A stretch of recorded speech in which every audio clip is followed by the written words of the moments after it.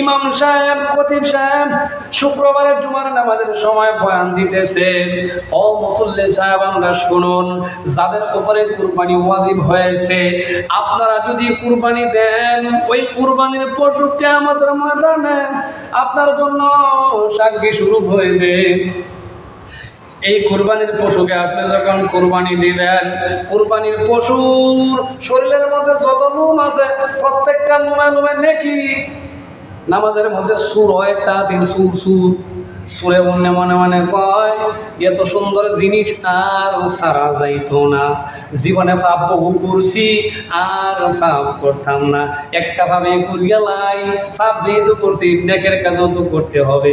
নেকটা কি?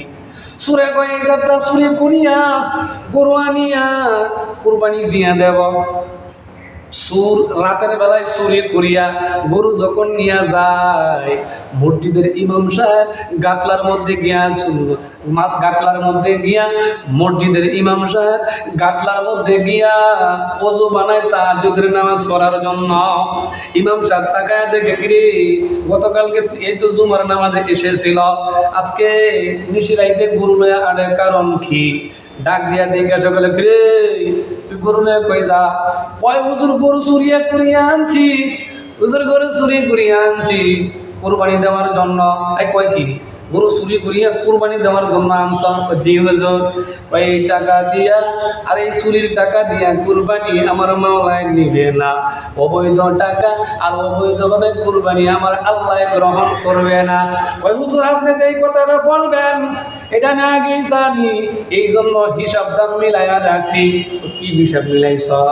ওই হুজুর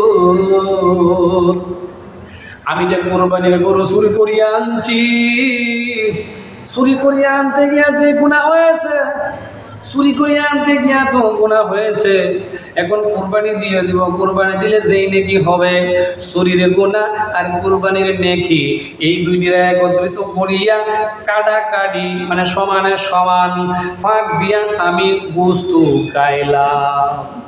এখন সমাজের মধ্যে যারা নাফাকি টাকা দিয়ে কুরবানি দেয়, এরা আসলে মাওলারে দেখানোর জন্য দেয় না, আর এরা আসলে মাওলারে খুশি হওয়ার জন্য দেয় না।